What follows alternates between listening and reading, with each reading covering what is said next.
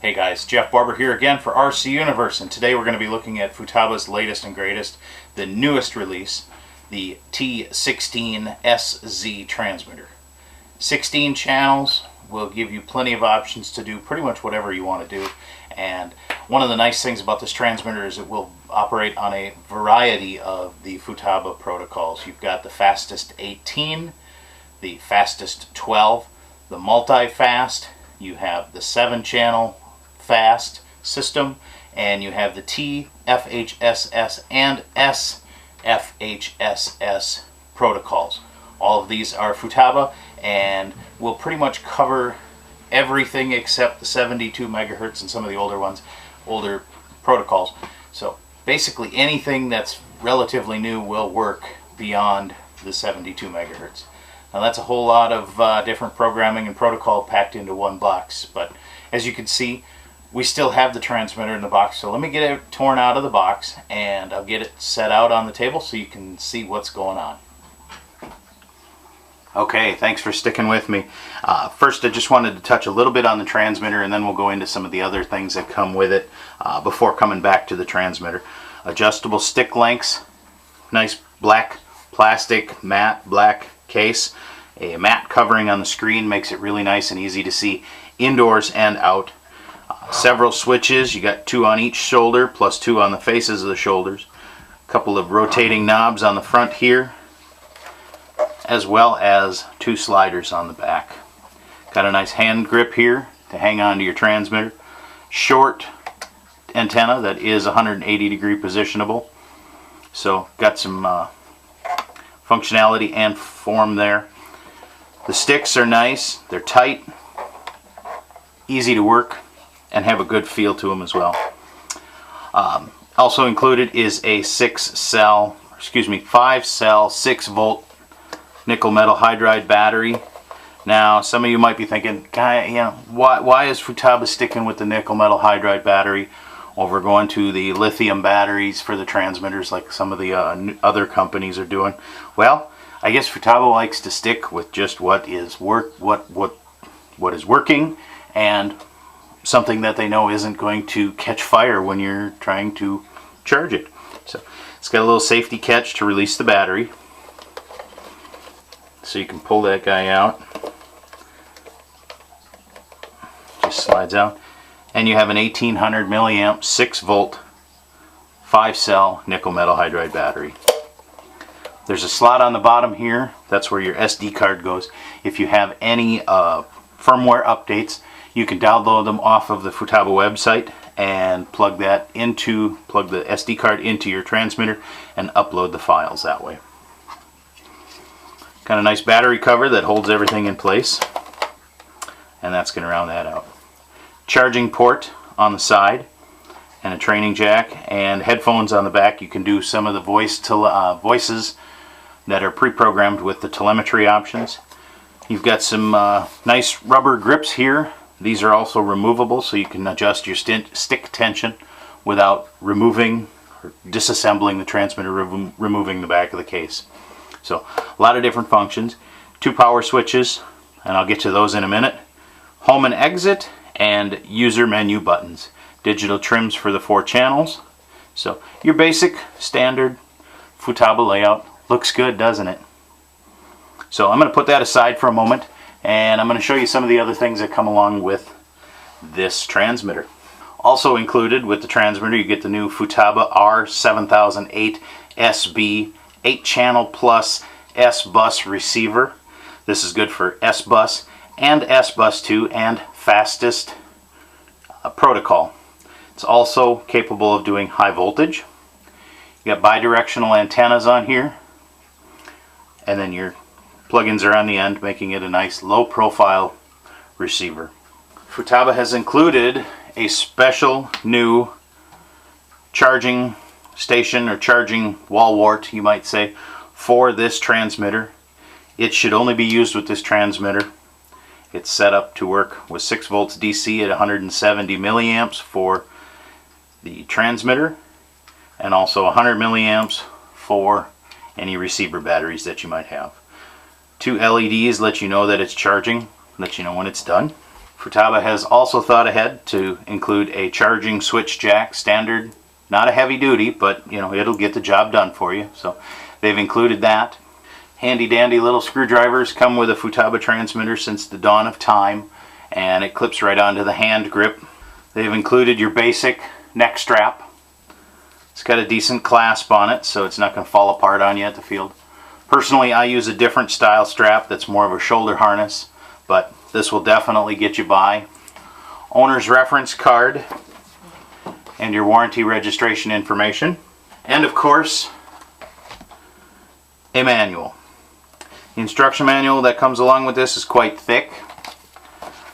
There's a lot of things that they cover in here, and it tells you how to basically set up and operate everything that you might want to know. And then some. There are several different uses or protocols, models, types that you can run with the 16SZ. It's good for multi-copters. You have 8 different swash types for helicopters, airplanes, sailplanes, and pretty much any aircraft otherwise that you can think of. This one is dedicated to air use only, so they do not recommend that you use it with surface vehicles. Now I'm going to turn the transmitter on, and like I said earlier, there are 2 power buttons here. We'll get to that in a minute when we start talking about turning the transmitter off. You can push either one to turn it on.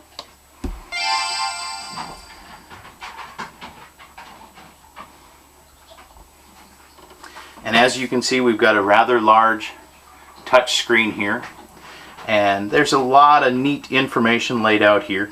I've already got one of my airplanes programmed in here. It's the Avistar 30cc, so you can see that up at the top. My name is programmed in, and you've got 2 timers, and it's got your 4 digital trims there. Now, because of the receiver that I have and the setup I have in my Avistar 30cc, I'm actually using a older receiver that is a 14-channel fast receiver, and for that I have to be on the fast multi-protocol. But for this, if we touch the airplane, we've got all the different settings and programmings that we might have for a model. We got servo monitor, and when we're in this screen, right now it's off, but if I turn that on, you can see that all of the channels have been neutral. If I turn it again, you can actually see it'll turn on and put all the different servos through their range of motion. And again, we're back to off. And now here you can see all the different functions as they're working on my transmitter. So a lot of cool stuff there. And to get back out of a menu, we touch it to go in and touch the button to go back out. Dual rates, air brake setup, lots of different things. We got different conditions that we can set. Now some other companies will call that a phase. Futaba chooses to call it a condition, which is really cool. You know, different conditions might be if you have a certain trim setting for taking off, say on a sailplane, you might have some up elevator trimmed in so that it climbs out nice. When you get up and you're actually just sailing around or, you know, soaring on a thermal, you'd want that in a different condition so that your elevator is set to a more neutral position. So they call it conditions. That's kind of neat. Snap roll setting, you can set up a snap roll on just a momentary switch if you want. There are programmable mixes, air brake, AFR, rudder to elevator, aileron to rudder, gyro, and of course in your motor section you can set up different things for your motor. That's just the model menu. System menu lets you get in and take a look at the display. You can change the brightness, how long the backlight is on, and decrease that backlight time as well. You can also do a touch screen calibration, which is pretty simple.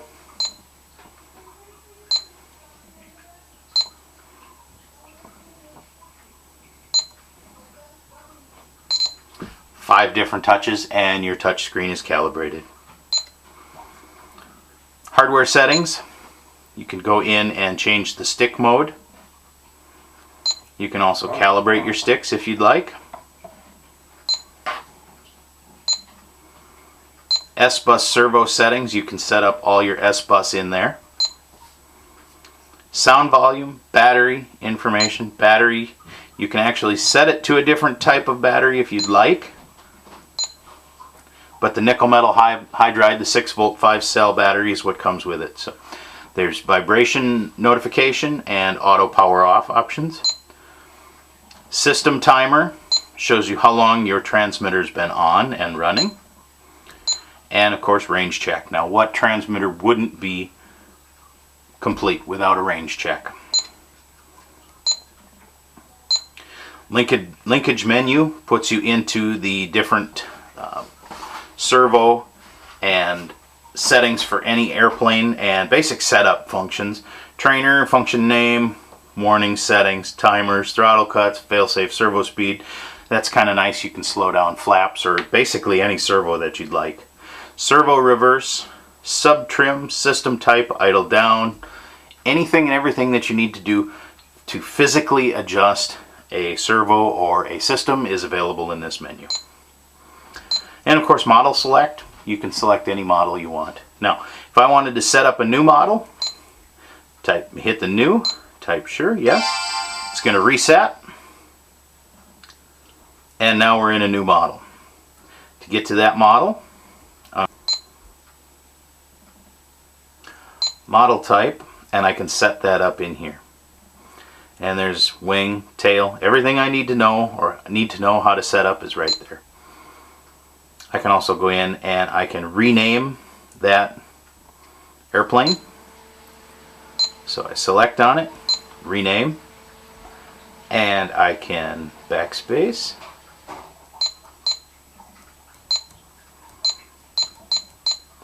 And this one I'm just going to call test.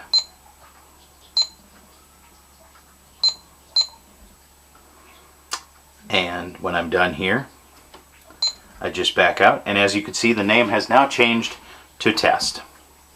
Say I wanted to make a new one, I can also select that.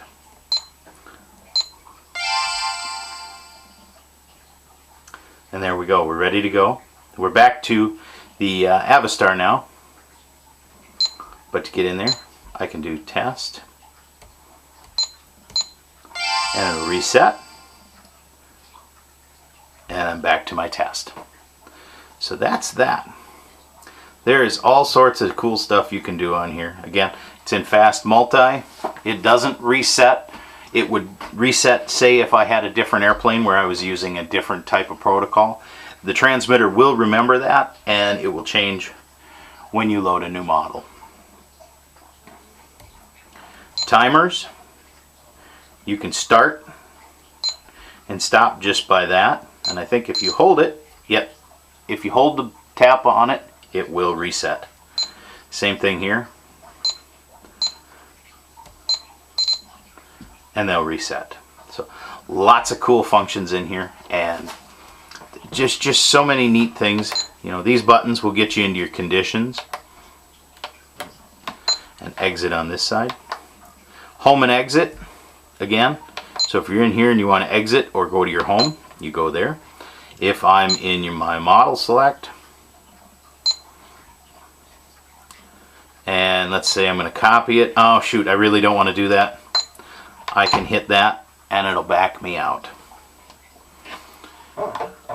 One of the nice things about this is there's a couple of different ways to turn the transmitter off. I can push and hold one button and it will turn off. And it's kind of a delayed reaction, so in case you bump it, it's not going to turn off.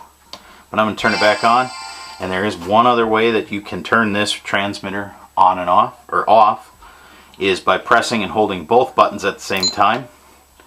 It's just a short press, and the transmitter will shut down. Now that's your basic overview, and I guess honestly I really already like this transmitter a lot. There's a lot of neat things that it can do. There's also a lot of standard things that it really should do that it does very well.